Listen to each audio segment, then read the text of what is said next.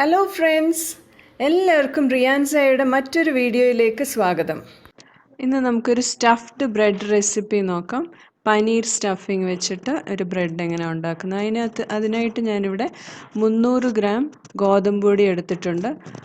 അതിൻ്റെ കൂടെ 100 gram fine റവ എടുക്കണം.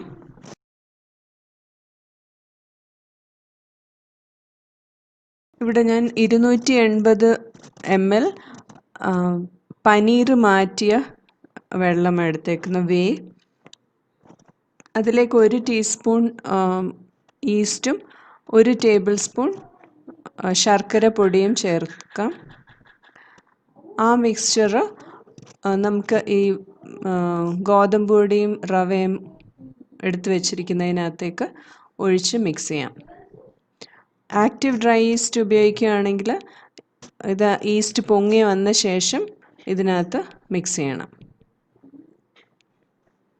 എന്നിട്ടിത് നമുക്ക് നന്നായിട്ടൊന്ന് കുഴച്ച് കൊടുക്കാം. 1 ടീസ്പൂൺ ഉപ്പ് ചേർത്ത് കുഴയ്ക്കാം. വേയ്ക്ക് പകരം പാലും വെള്ളവും ഈക്വൽ ക്വാണ്ടിറ്റി എടുത്ത മിക്സ്ചർ യൂസ് ചെയ്താലും മതി.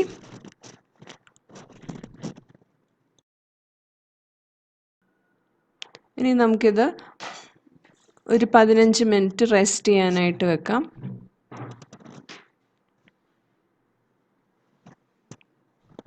പതിനഞ്ച് മിനിറ്റ് കഴിഞ്ഞിട്ടുണ്ട്. നമുക്കിത് നന്നായിട്ട് നീഡ് ചെയ്ത് വിൻഡോ പെയിൻ ടെസ്റ്റ് ക്ലിയർ ചെയ്യുന്നവരെ നീഡ് ചെയ്ത് എടുക്കാം.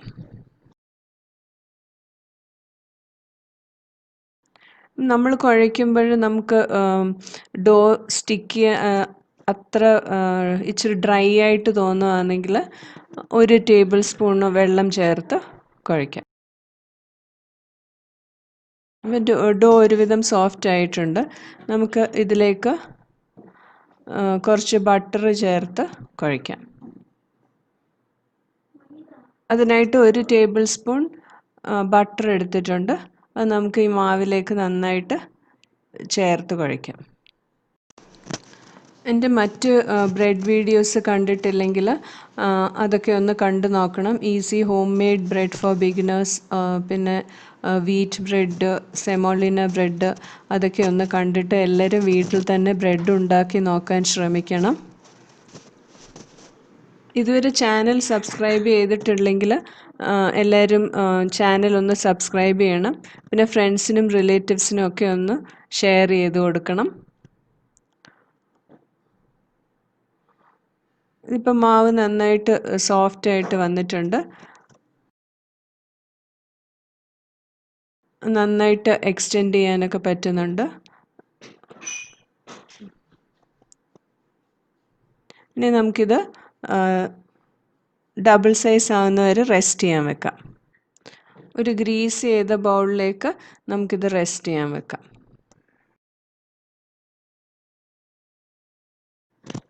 ഇത് നമുക്ക് 1 മണിക്കൂർ റെസ്റ്റ് ചെയ്യാൻ വെക്കണം. ഡബിൾ സൈസ് ആകുന്നവരെ, ചിലപ്പോൾ 1.5 മണിക്കൂറൊക്കെ എടുക്കും.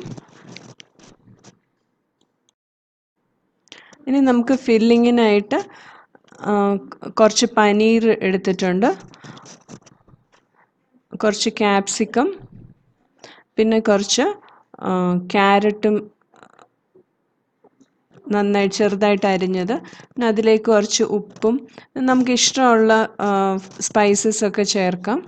ഞാനിവിടെ കുറച്ച് ഉപ്പും മുളക് പൊടിയും കുറച്ച് മല്ലിപ്പൊടിയും ചാട്ട് മസാലയും ഒക്കെ ചേർത്ത് മിക്സ് ചെയ്തെടുക്കുക. അല്ലെങ്കിൽ നമുക്ക് വേണമെങ്കിൽ ഉള്ളി വഴറ്റി ഇഞ്ചിയും വെളുത്തുള്ളിയും കൂടെ ഒക്കെ ചേർത്ത് വഴറ്റി ഇതെല്ലാം കൂടെ ഒന്ന് ഇട്ട് അതിൻ്റെ കൂട്ടത്തിൽ ഇളക്കിയിട്ട് ആ സ്റ്റഫിങ്ങും റെഡിയാക്കാം. ഇതിപ്പോൾ ഞാൻ ഇങ്ങനെ എല്ലാം കൂടെ ജസ്റ്റ് മിക്സ് ചെയ്ത് സ്പൈസസിൻ്റെ കൂടെ മിക്സ് ചെയ്ത് ഫില്ല് ചെയ്തെടുക്കുക. അപ്പോൾ ഇത് നമുക്കെല്ലാം ഒന്ന് ഇളക്കിയിട്ട് മാറ്റി വെക്കാം. മാവ് നന്നായിട്ട് പൊങ്ങി വന്നിട്ടുണ്ട്. അപ്പം നമുക്കത് ഒന്ന് കുഴച്ചിട്ട് ഷേപ്പ് ചെയ്തെടുക്കണം.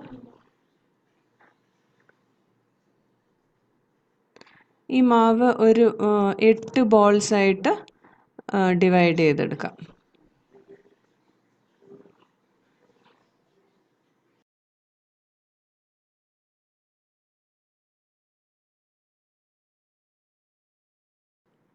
ഇതുപോലെ നന്നായിട്ട് ബോൾസാക്കി ഉരുട്ടിയെടുക്കാം.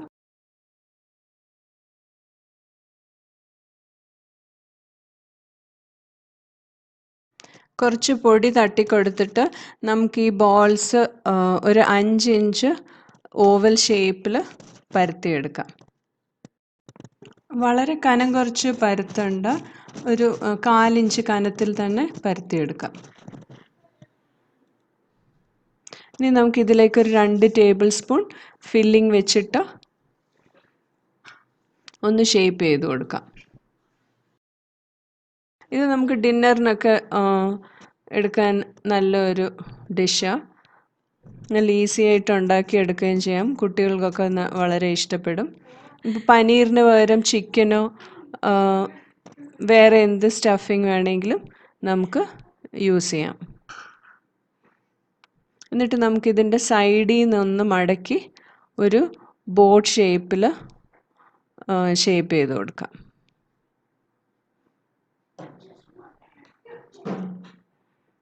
ഇത് വേണമെങ്കിൽ ഫുള്ളായിട്ട് കവർ ചെയ്ത് അങ്ങ് പിഞ്ച് ചെയ്ത് കവർ ചെയ്ത് എടുക്കാം. അപ്പം ഞാനിപ്പം എഡ്ജസും 2 അറ്റങ്ങൾ മാത്രം ഫില്ല് ചെയ്ത് പിഞ്ച് ചെയ്തിട്ട് നടുക്ക് കുറച്ച് ഓപ്പൺ ആയിട്ട് തന്നെ വെച്ചിരിക്കുക. ഇതിനി നമുക്ക് ഒരു പാർച്ച്മെൻറ്റ് പേപ്പർ ഇട്ട് ഒരു ബേക്കിംഗ് ഷീറ്റിലോട്ട് മാറ്റാം.